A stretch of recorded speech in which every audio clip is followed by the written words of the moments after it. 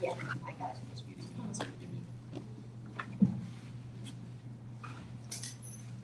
All right, we're good. I'm going to call this this public session of the South Bend Empowerment Zone Board at 1:02 p.m.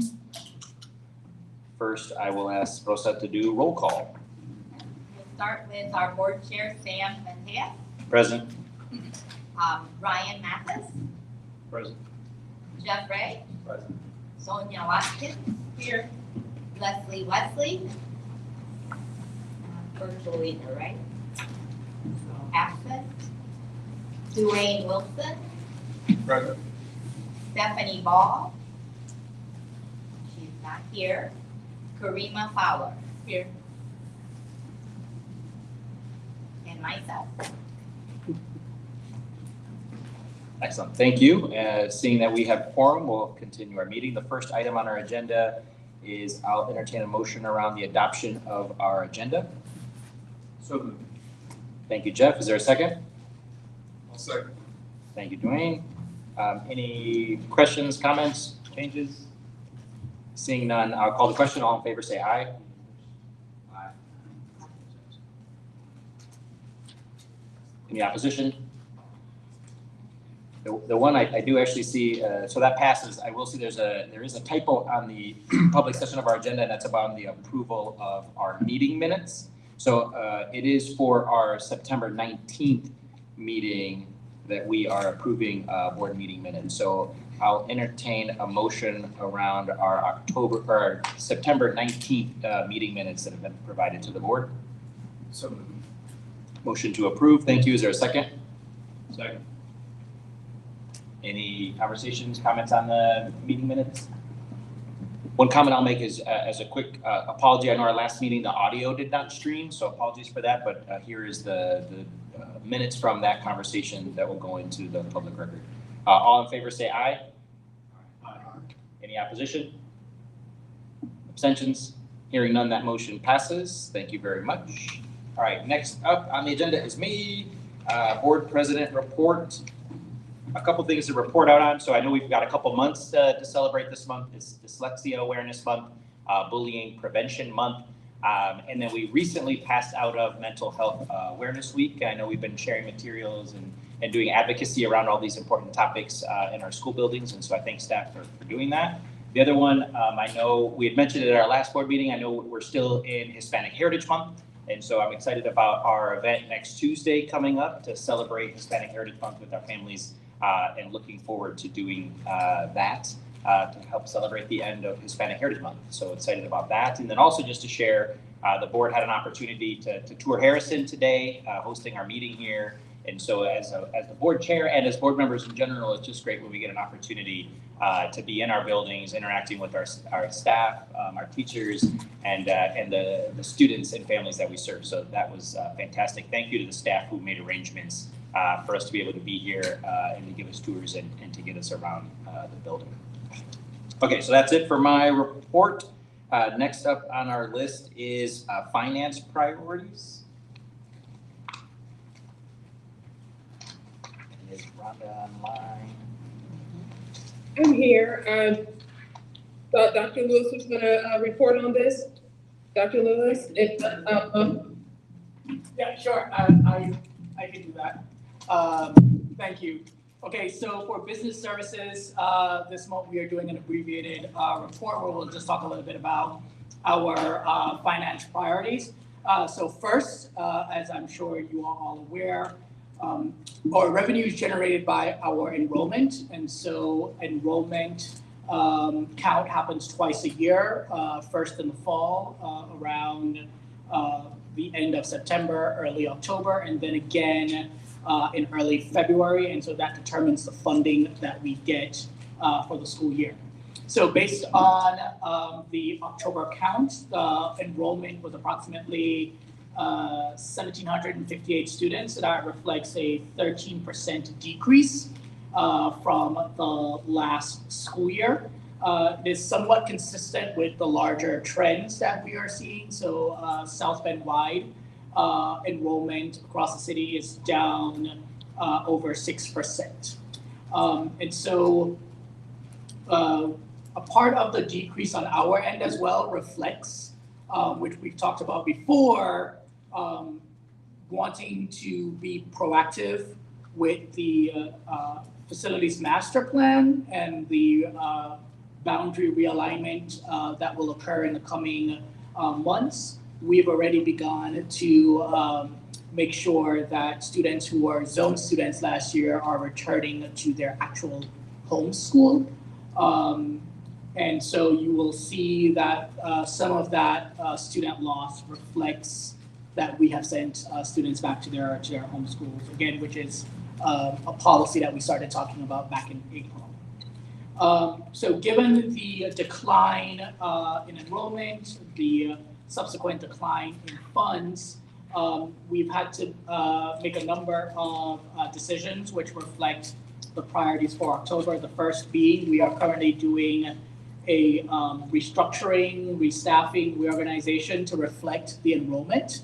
And so I can share that approximately 25 to 35 staff will either be reassigned or positions eliminated, or existing vacant positions will not be filled to reflect that. We're trying to be as thoughtful as possible and to make sure that it is that any such reassignments or eliminations are not happening in classrooms when possible, and if so, that it's not happening in core instructional areas.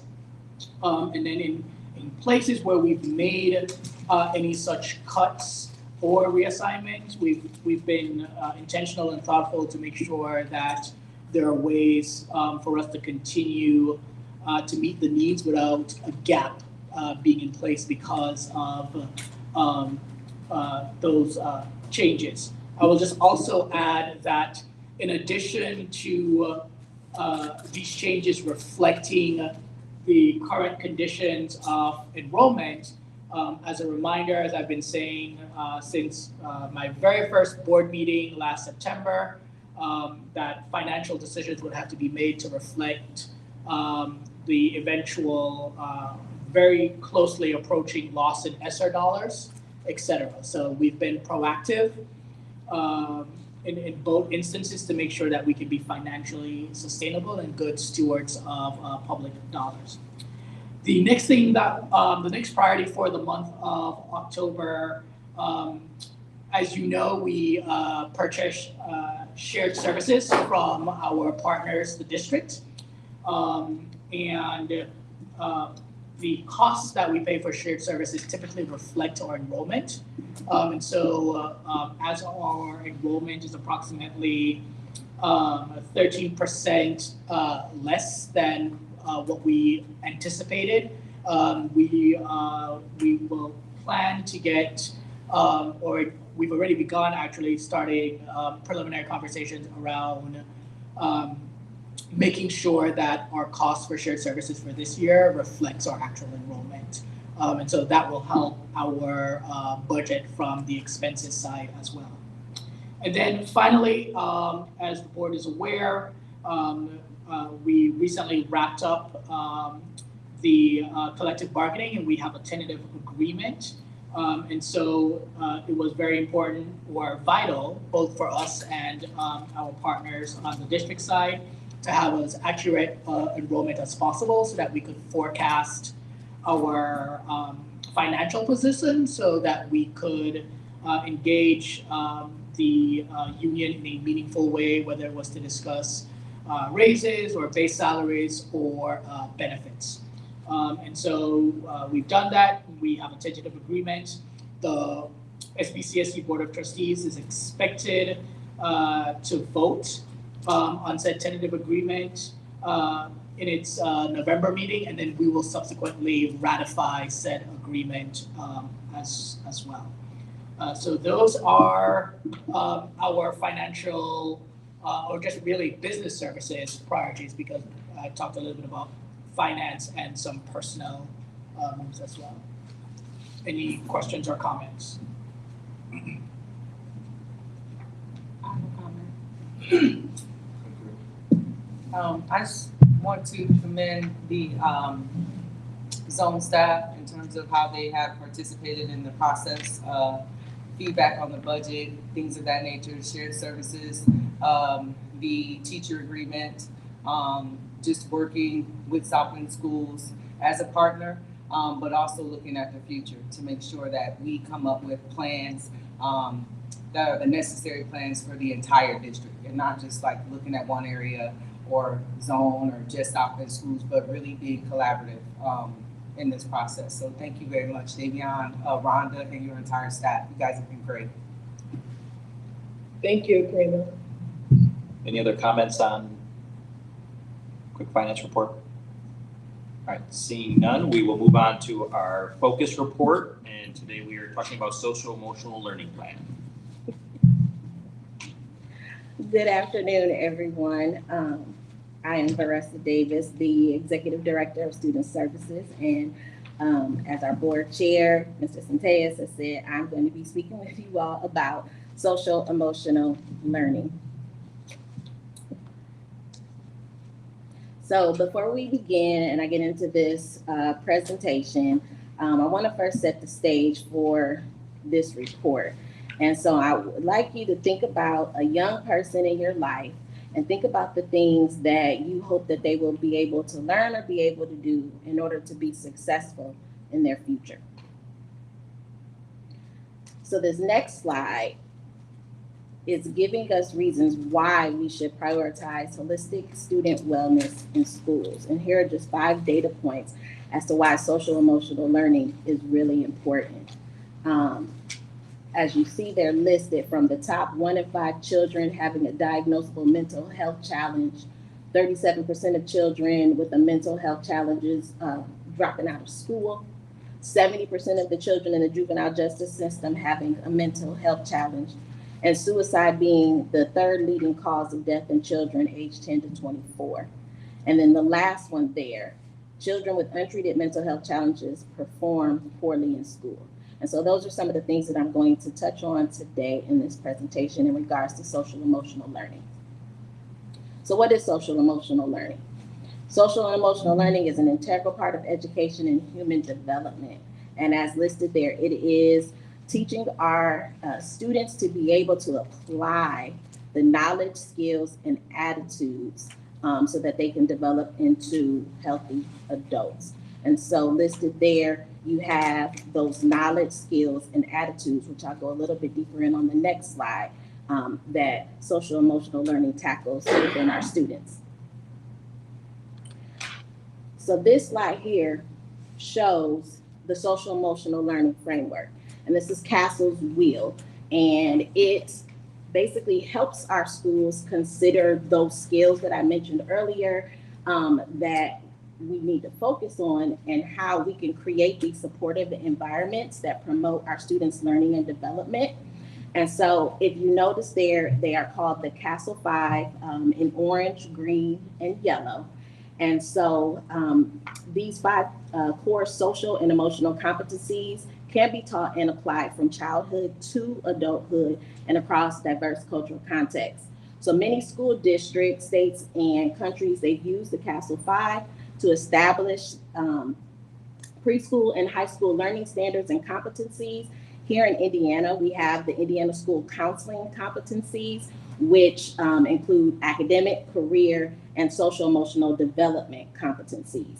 And so if you notice there, the 5 the core competencies are self-awareness, which is teaching our students how to understand their emotions and thoughts, how they influence their and how they influence their actions. It gives them a chance to reflect on their personal and social identities, and also gives them an opportunity to examine some of the biases they may not know that they have. The second one is self-management. We have to teach them how to manage their emotions, their thoughts, and their actions in all types of situations that they're going to encounter, whether it be in school or as an adult. So this is teaching them how to cope with stress, how to be able to use those coping strategies and mechanisms in order to be able to create change, not only within themselves, but for the students and the other people that are around them. The third one is social awareness. That is teaching our students how to understand different perspectives and being able to empathize with others. So also looking at some of the other systems and institutions that have influence on their lives as a whole. Relationship skills is teaching our students the ability to build and maintain connections with others. Are they able to communicate clearly? Are they able to be collaborative? Are they able to use their critical thinking skills in order to solve problems? And why not teach them how to stand up for others? So that's relationship skills. And the fifth one is responsible decision making. So how can we teach our students to make caring and constructive choices for themselves and for others? And so again, critical thinking skills, being able to analyze the things that they do, knowing that for every action there's a reaction, or for however you respond, there could be a consequence. And so just figuring out a way to do it and do it better so that, again, they're a well-rounded person. So on the next slide, this slide is basically talking about evidence of why social emotional learning is important. And so this evidence, well-researched, hundreds of studies that are there, and in these four components of academic, mental health, and skills development, as well as school culture, this is why social emotional learning is very important. And I'll go deeper into that on the next slide. And so academically, social and emotional learning is critical to supporting academic recovery and growth. And again, it's promoting the development of goal setting, problem solving, self-management, responsible decision-making, self-motivation, and all of these things will positively impact students' academic achievement.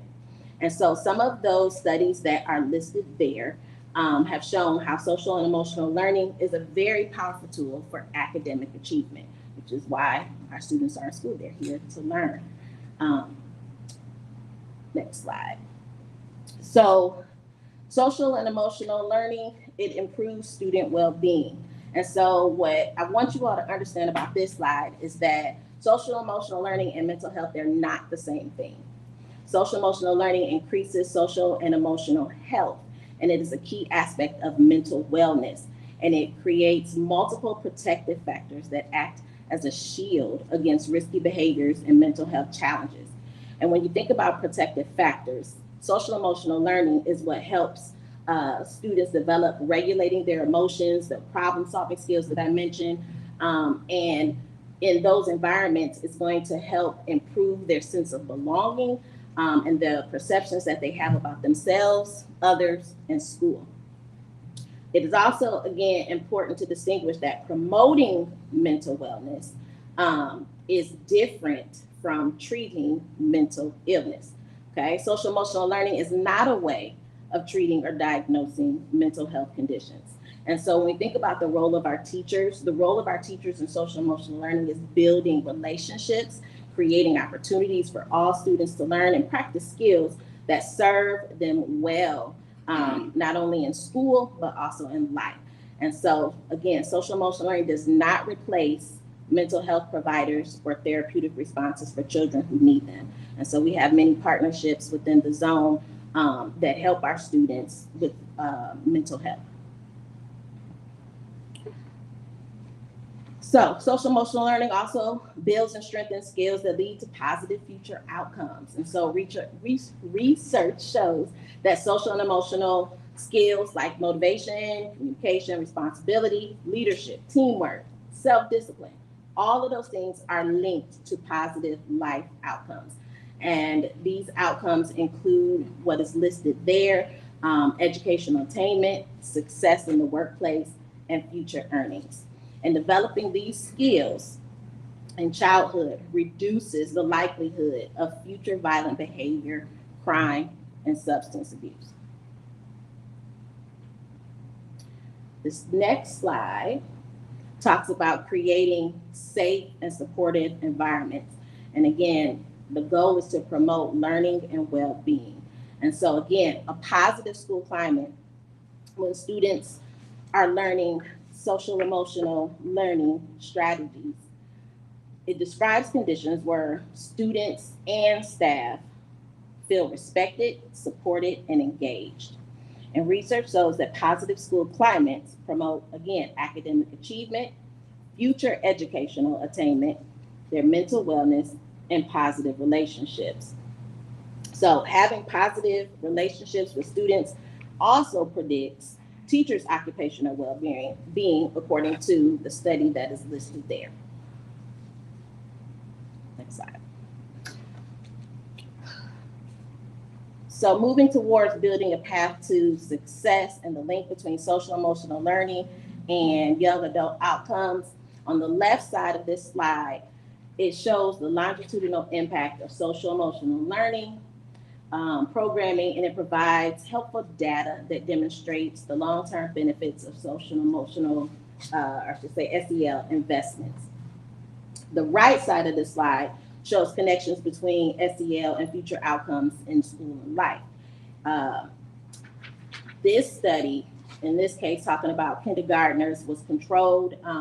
They controlled the socioeconomic status, race and ethnicity, and it was just basically talking about kindergartners' high or low social and emotional competencies and how it predicted their adult outcomes. And so all of these things in helping to change those adult outcomes for our kids can be taught through social emotional learning. So when it comes to beyond the classroom, when we think about adults, research has demonstrated that teachers, educators, administrators, all of our adult staff, they report greater personal well-being and demonstrate greater social emotional competence. They're more likely to be better able to protect themselves from burnout, developing and nurturing relationship with their students. They serve as behavior role models for our children. They learn how to regulate their emotions. So teachers who are trained and supported in implementing social emotional learning for students benefit in many different ways.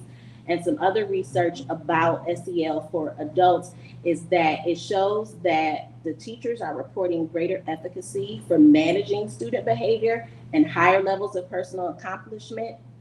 They have lower job-related anxiety and depression, higher quality classroom interactions with students, greater teacher engagement, and greater perceived job control. So it helps all the way around. This slide just displays research from stakeholder groups regarding social emotional learning at the top and return of investment for purchasing SEL curriculum and professional development opportunities. So there is bipartisan support for social and emotional learning, and historically had bipartisan support because it reflects this particular shared goal, and that shared goal is that we all want our children to have healthy relationships and to have the skills they need to achieve their career and life goals and to be caring and responsible members of their communities.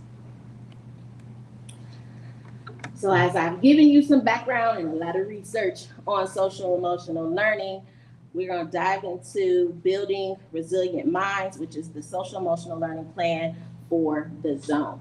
This first slide just gives you the zone's comprehensive SEL plan. And there are 3 key goals from our zone improvement plan that you may have seen that are listed there. And each domain is listed: leadership, learning, and resource. And on the next slide, I'm going to go over and kind of talk about what we are looking to do.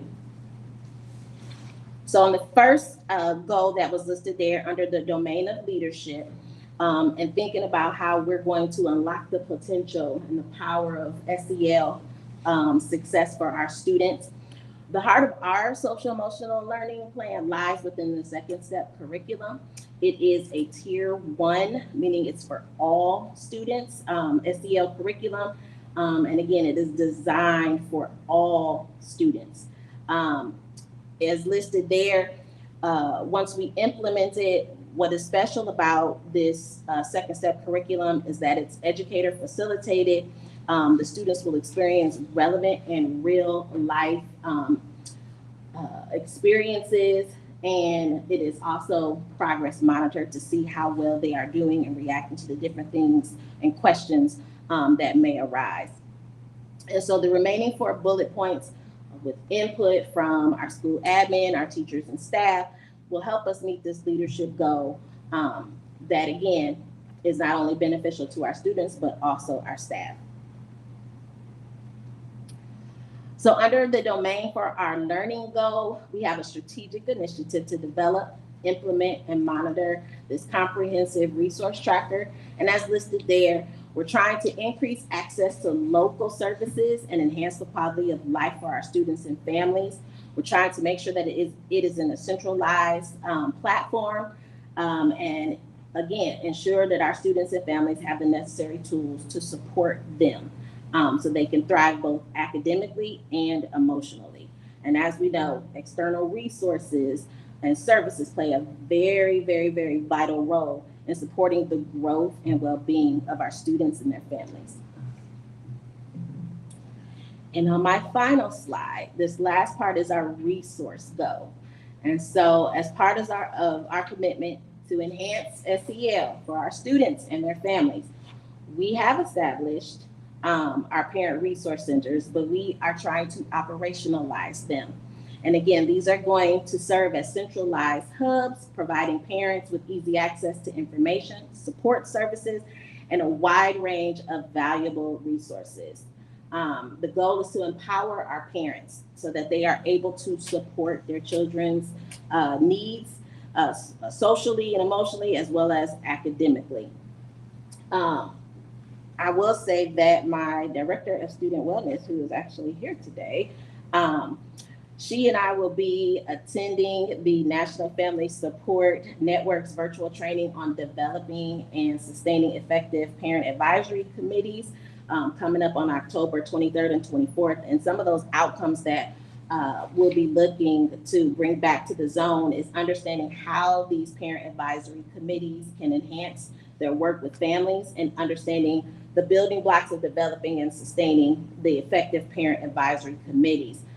Yesterday, we went to another National Family Support Network webinar, and it was on developing family resource center networks and where do you start. And so I think we have a good start, but again, this particular goal, we're trying to operationalize our parent resource centers, and then we can move to creating a network, which is at least 2 or more parent resource centers.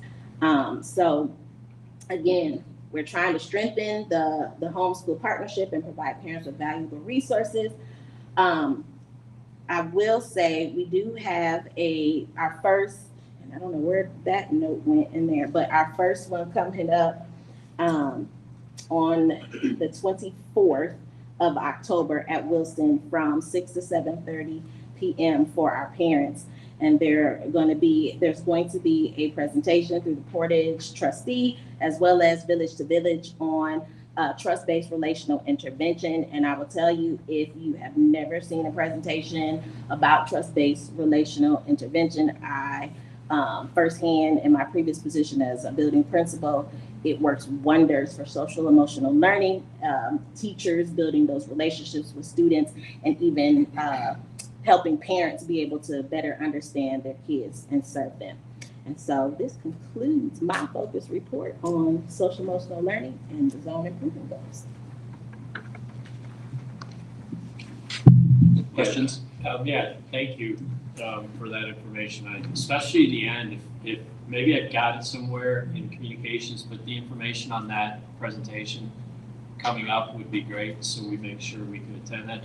I agree that trust is huge, so I would be very curious to see that. I don't know if this is a question or just observation as well, as I listen to you and read through all this, I don't know where, like, I'll use the terms grit and perseverance might somehow be a part of this. I don't know if that is a part of this anywhere. I just say that in that I think all this stuff is great, but we all know sometimes life's not perfect, and you got to be able to fight through things. So that's just, again, an observation.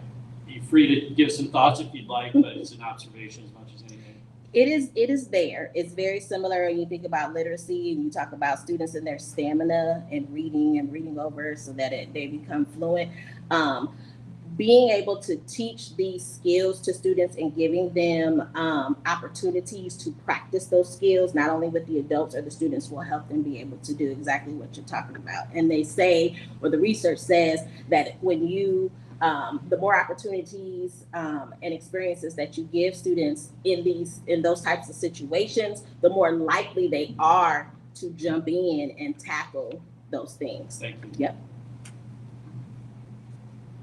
Question on the collaborative partnership part. And so thinking about one, how all of the different areas of our work, right, interlap and interlace with other things, right? So mentioning like the parent resources along with SEL for students, and so how those interact. So thinking about, you mentioning like community organizations, what are some of those partnerships either that we're already looking for, or that how do we help make those connections with organizations that have like mind and want to do similar work and partner with us? So one of the first things that we wanted to do was we wanted to make sure that each of our schools had a community organization that it was partnered with. And then once you have this list of services and resources, making sure that it is shared out. However, my director of partnership development and athletics, Ryan Yazel here, is really good about going out and questioning and asking, I should say surveying, if I use the correct word, surveying our schools to figure out what is actually needed. And then once he knows what they need, he then goes and searches out those organizations. Cool. Well, thank you. So in that light, I was a little confused with resource tracker. Okay. And the parent resource centers, are they like the same? Can you explain a little bit about resource tracker? I guess? Yeah. So the resource tracker is a list of available resources for parents. So whether it be a service, whether it be trying to think of another word other than resource, but it's where they can go and get information for whatever it is they may need. And we're going to keep track, working with those organizations, how often do our parents use them? Because there may be some that, as we've had, or I should say, as I've heard in our meetings, they may be partners only in name, but we're not necessarily using them.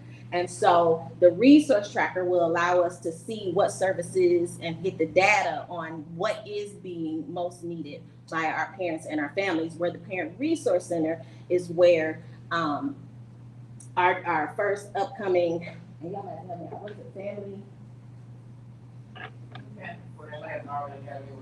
Thank you. Family Empowerment Academy workshop. You will hold those items in there, and then we'll be able to also purchase other resources for parents and families to use that we'll be able to hand out. They may not be available, and also gathering, those items from the community to be able to share, so that they may not have to go all the way downtown. They may not have transportation, but it'll be here at the school for them to come and grab.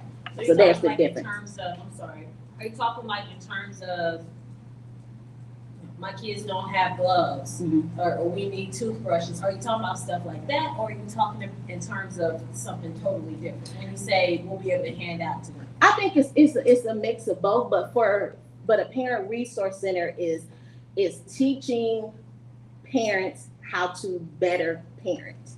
That's the main goal of a Parent Resource Center, giving them the tools and the strategy they need so that when their students do come here, they're able to behave appropriately in this setting.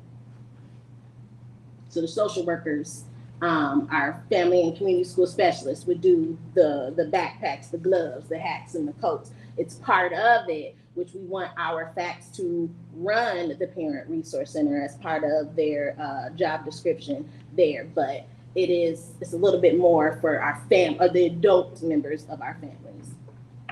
So a comment on that is, so I'm understanding you don't currently have a parent resource center. No, correct? all schools have it. Now, is it fully operationalized like I wanted it to be?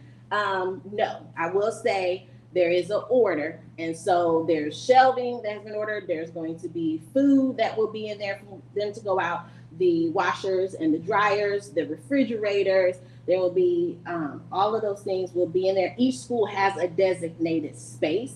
And I do know right now that there's a small bottleneck with this order that Ryan has put in, but we are working to get that because we have started on this last year. We didn't get where we wanted to go, but we're further along right now than we were last year. So is part of this like, having like workshops for families? that Absolutely. Is according to their needs, not what we think they need, but what Absolutely. you survey them to say, I need assistance with homework, how do I, something in that order, is that kind of some of the things? It's a mix because there are some things that our parents need to know. When you think of like Power School, even the first, I should say, it wasn't a student services one, but even with our orientations that they had, just basic school information. There's things that they need to know that they may not necessarily ask for.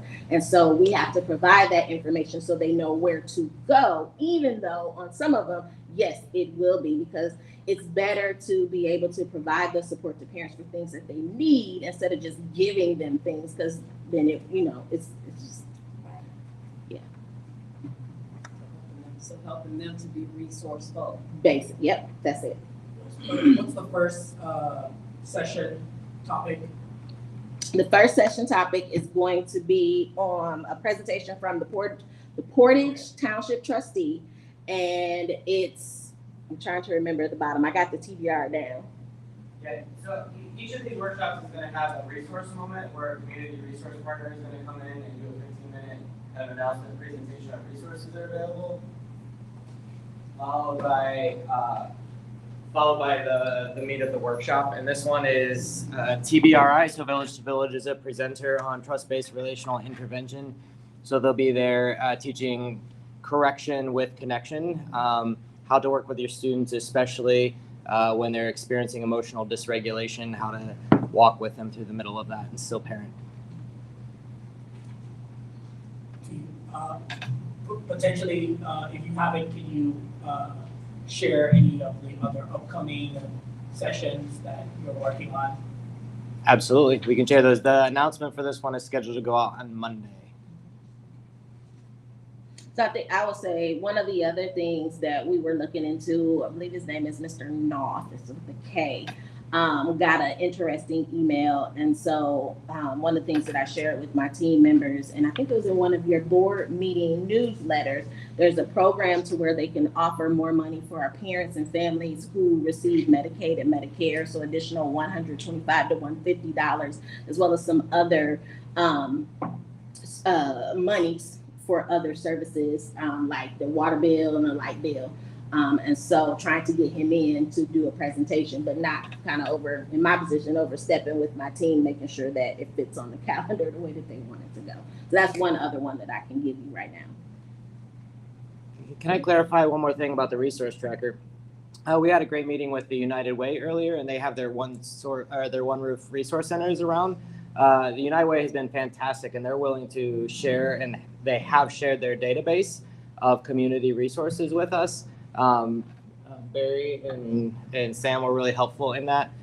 So they're willing to train our fax workers once we have our family resource rooms up and running. So they will train our fax workers on how to access those databases. So any family that comes in and expresses their need, our fax workers will have the database at their fingertips to be able to look up, find out exactly the best source for them to go to for whatever the need is. That's excellent.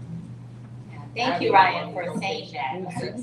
Because I think being part of this community for years, I think we're very resource rich. And a lot of you guys know from, having community meetings, but it's the access piece, and also communicating out to the parents. I'd love to see, your how many people actually show up, right? I mean, we all know, having to do this for many years, like you need food and you need to offer childcare, something, because now you've got time and all that is a barrier too, So I'm sure you've thought it through, but I want to make sure that we really understand and share resources, because we're not really good at doing that sometimes. So I'm glad you mentioned United Way.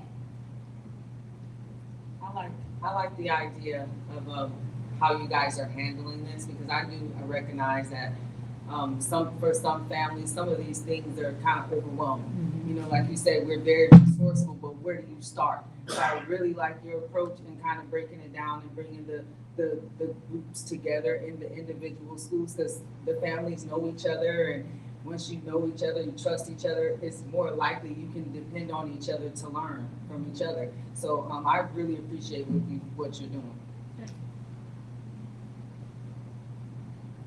Seeing no other comments, thank you very much for that presentation. And we will, next up on our agenda is public comment. I don't know if I've got my thing to read here. Is there anybody here that is here to make public comment? Seeing none, I won't read my thing related to public comment then. And then the last part of that is just board communication. So next public session of the board will be November 11th at 6 p.m.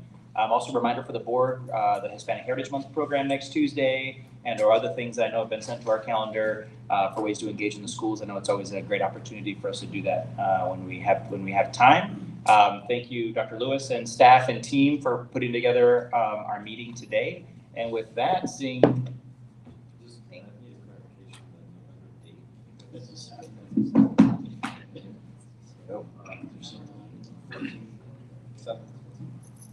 Meeting clarification. 21st. Yeah, the 21st. Okay. So yeah, correction for the official record here that it is November 21 is our next board meeting. So we'll make sure that's correctly reflected on the website. Probably just a typo here on the agenda. Thank you, Jeff, for catching that. And with that, now I'll actually adjourn our meeting at 1:43 p.m. Thank you.